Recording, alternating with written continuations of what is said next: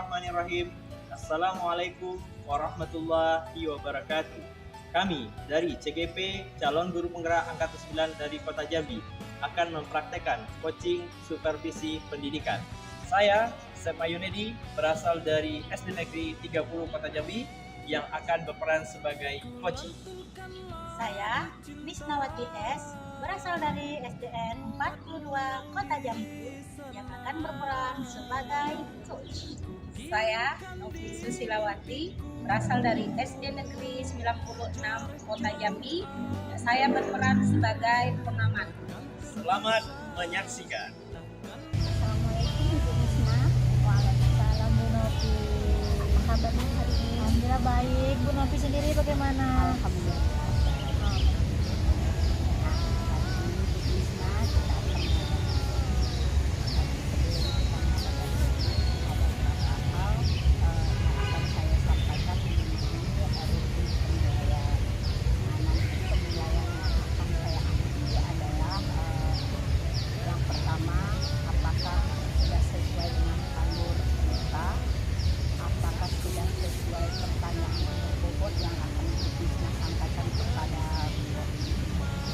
Dan saya akan mengamati pertanyaan apakah sudah sesuai yang dijawab oleh.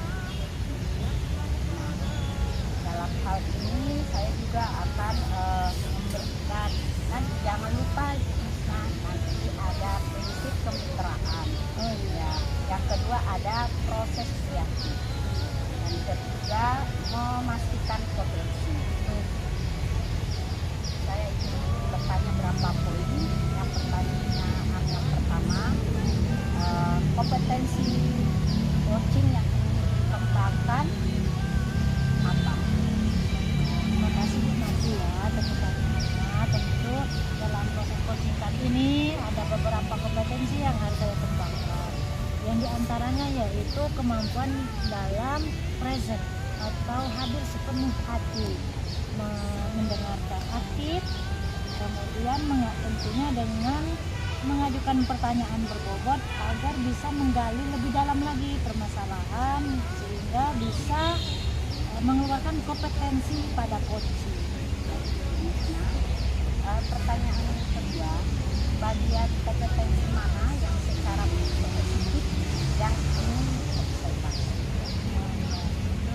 Kali ini saya ingin mengembangkan ada dua kompetensi yang saya rasa sangat berkaitan. Pertama yaitu mendengarkan aktif, sehingga dengan kompetensi mendengarkan aktif yang baik, yang maksimal, saya bisa memahami permasalahan coaching lebih kompleks dan bisa menggali dengan membuat pertanyaan-pertanyaan berbobot. Terus pertanyaan terakhir, indikator pencapaian dan tujuan pengembangan yang diinginkan Ibu Misna. Tentunya pada coaching kali ini, tentunya indikator keberhasilan saya adalah ketika coaching saya bisa menggali potensi-potensi dirinya sendiri, saya bisa membimbing coaching saya menemukan potensi-potensi kompetensi yang akan dikembangkan dan juga dia bisa mengeluarkan kompetensi dirinya untuk menghadapi permasalahan yang dia hadapi dalam coaching terapi ini. Baik, Misna, silakan perbincangan kita saat ini sekian. Terima kasih. Silakan Ibu lakukan coaching. Terima kasih. Ya, sama-sama Ibu Misna. Assalamualaikum Pak Tema. Ya, waalaikumsalam Bu. Gimana mengajar hari ini Pak Tema? Wah, sama-sama Bu. Penuh ya jadwal hari ini ya Pak. Padat. Ya, ini saya mau menindaklanjuti hasil supervisi kelas kemarin Pak Tema. Iya. Sebelumnya apa kabar Pak Tema hari ini Pak? Ya, kabar baik. Sehat ya? Sudah sarapan ya? Enggak sudah masuk mati ya Pak ya? Saking jadwalnya padat, jadinya sarapan pun tidak ada ya. Oh iya. Oh ini Pak, kita kan sudah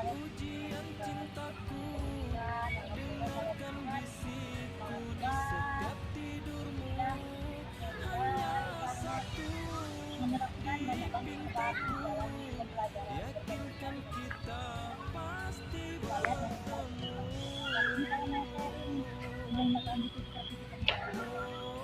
Apakah ada yang mau disampaikan atau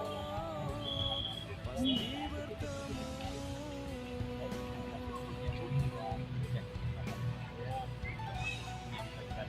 mau kendala yang ada kita pelajari kemarin ya.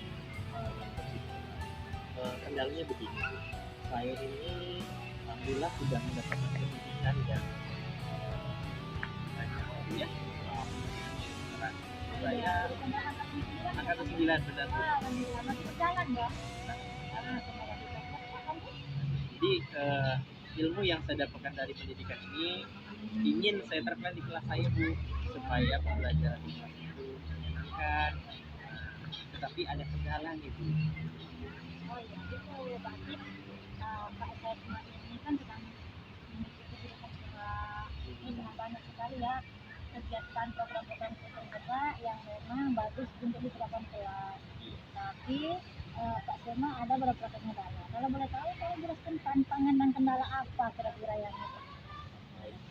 Jadi kendalanya begini Bu. Ketika saya ingin menerapkan pembelajaran berdiferensiasi atau pembelajaran yang berpihak kepada murid, itu murid saya itu senang, bahagia gitu mendapatkan pembelajaran yang baru yang selama ini belum pernah mereka dapatkan. Hal baru bagi Hal mereka baru, ya Pak benar. ya, semangat bagus itu Pak. Terus, ya, tapi kendalanya begini Bu. Kebetulan kami di kelas 6 ini masih menerapkan kurikulum K13. Iya, kelas 6 dan kelas 3 masih tahun ini masih kelas 13. Terus apa lagi Pak? Jadi ada capaian materi yang ingin kami capai ketika kami menerapkan yang seperti yang saya ceritakan tadi tidak bisa dilaksanakan untuk mencapai materi tadi. Jadi materi belum selesai, sedangkan ujian waktunya dekat. Ini gimana gitu? Materinya belum tercapai, tapi ujian kan kita bulan ini sudah ya, sudah tanggal 1 Desember, berarti tanggal 4 kita sudah ujian ya. Benar Ya, sekali, benar. Bu. Jadi Bapak terkendala ya Pak ya dari materi. Nah, menurut Bapak nih idealnya itu seperti apa gitu yang Bapak harapkan di dalam kelas yang Bapak inginkan ini kan dengan ilmu guru Bapak dan kembali berprestasi. Idealnya tuh menurut Bapak seperti apa harusnya? Ya, sehatnya begini kalau menurut saya ya. Jadi materi yang disampaikan dengan baik, siswa bisa memahami materi pembelajaran mereka setiap temanya dan nilai mereka juga sesuai dengan atau PKM yang kita inginkan.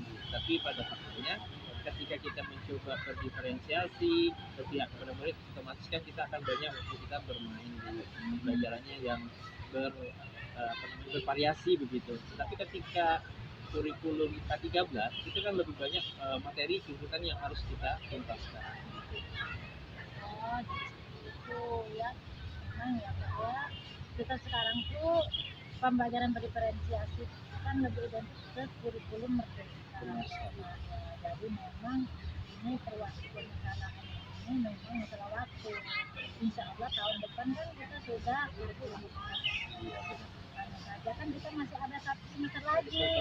Ya. Iya gitu ya Pak ya. Iya, benar Jadi sekali. harapan Pak Sesta 1 semester ke depan ini dengan coaching kali ini bisa mencari Solusinya biar tidak salah materi. Gitu. Oh iya, jadi karena Pak Sesta ini kan mulai CGP-nya kemarin bulan berapa Pak? Mulai CGP-nya kemarin di bulan 4 kalau nggak salah, bulan Maret. Bulan Agustus ya. Oh iya, bulan Agustus. Iya, kalau lulusannya bulan Maret betul ya. Ya, lulusannya Maret. Iya, tetap Agustus. Pembelajaran diferensiasi mulai Bapak pahami bulan berapa? Diferensiasi itu sebelumnya Pas bulan berapa? di bulan ya Desember ya. September akhir. Desember akhir ya. Karena Bapak pada September kemarin masuk tentang bisnis. Berarti juga memang penerapannya ya di pertengahan jalan berarti ya. Sebelum ini bergerak, Bu, saya juga sudah mendapatkan di kelompok kerja guru di Kanada. Jadi saya tertarik dan di guru penggerak lebih memantapkan lagi pengalaman saya. Memang sistemnya lebih mendukung gitu. Iya benar.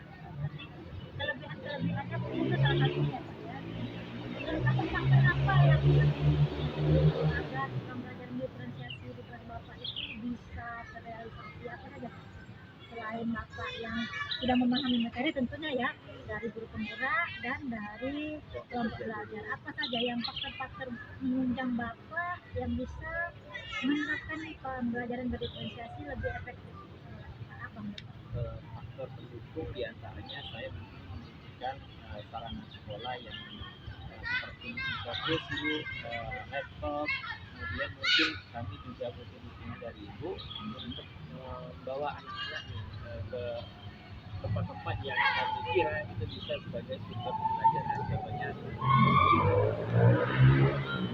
kemudian lingkungan sekitar yang mendukung pembelajaran berdiferensiasi. Kalau saya sangat mendukung sekali Pak pembelajaran berdiferensiasi. Dan saya guru penggerak programnya juga saya sangat mendukung sekali.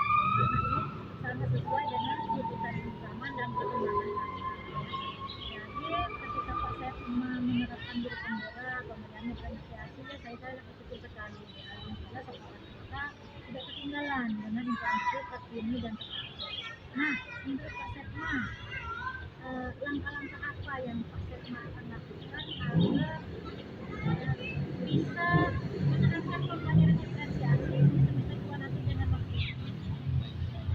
Jadi dari kendala yang sudah saya hadapi di tempat ini Bu, tentu saya punya cara-cara atau strategi ya. Iya. Seperti yang saya tadi, mungkin saya nanti akan mencoba mengelompokkan pembelajaran itu Bu dalam satu mapel ya, mata pelajaran yang terkait sehingga tidak ketinggalan lagi materi. Mungkin itulah langkah salah satunya Bu. Jadi saya harus menyusun betul ya media pembelajaran, kemudian materi-materi yang terkait sehingga materi itu tersampaikan, kemudian siswa-siswanya juga menyenangkan dalam pembelajaran.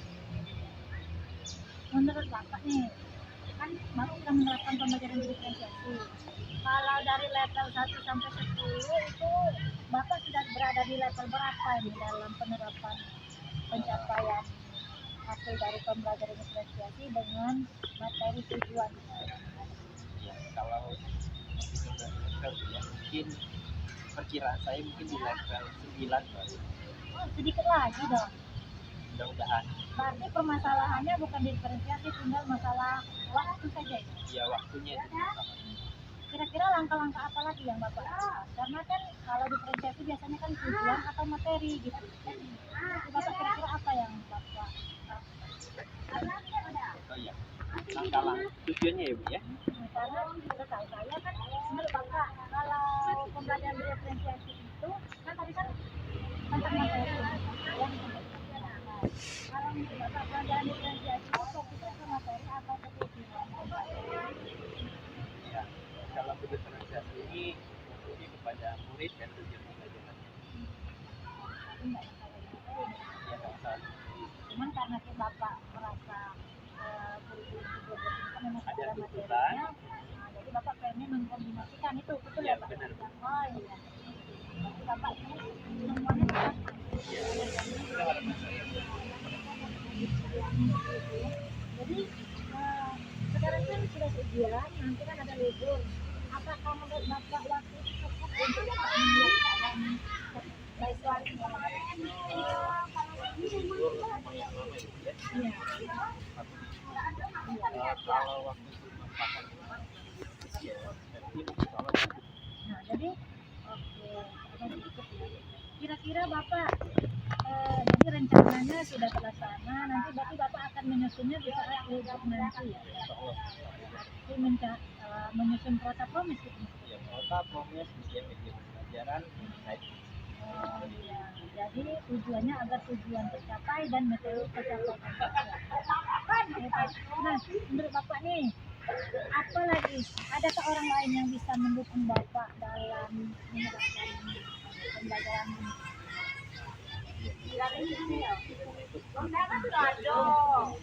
Itu terutama dari kelas sekolah itu tentunya pasti Bu ya. Kemudian dari teman sejawat juga perlu Bu ya. Soalnya ketika saya mengajak anak tentu yang jumlahnya 30 orang itu kan tingkat kelasnya bermacam-macam Bu ya. Harus ada pendamping yang bisa membantu agar anak itu bisa aman, tidak ada kendala ketika melakukan kegiatan belajar di Boleh Pak, saya mau langsung sebut orangnya siapa yang bisa mendukung, misalnya ketika saya mengunjungi museum, di kebun binatang, siapa gitu yang bisa menjawab. Mungkin saya lebih senang kepada Pak Iki ya, soalnya kan beliau laki-laki dan saya juga agak lagi lah sama beliau patuh gitu ya. Jadi menurut Bapak bisa membantu Bapak menerapkan rencana. Kapan Bapak mulai? Jadi Bapak kapan mulai menerapkan untuk persiapan perencanaan pemerhatian kapan? Persiapannya tentunya sudah sebenarnya ketika saat itu sudah merancang bagaimana tahapan-tahapannya, waktu-waktunya sudah jadi. Jadi pas waktunya nanti mungkin saya butuh dukungan juga untuk supaya kegiatan pembelajaran yang Baik Pak Selma, kira-kira apa yang Bapak mendapatkan pada coaching kali ini?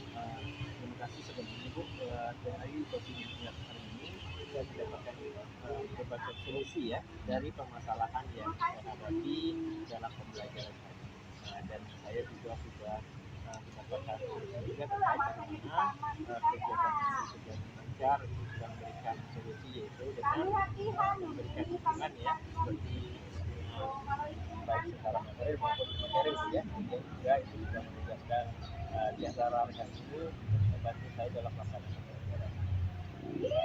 Saya jadi ke depannya kita akan konsultasi lagi karena sekarang ini kan tanggal 1 ujian, berarti Pak Setma berarti fokus ke ujian dulu ya, belum bisa terrealisasi, berarti nanti saya tunggu ketika perencanaan Bapak sudah matang, kita konsultasi konsul kembali untuk mereview kembali sebelum terrealisasi di kelas.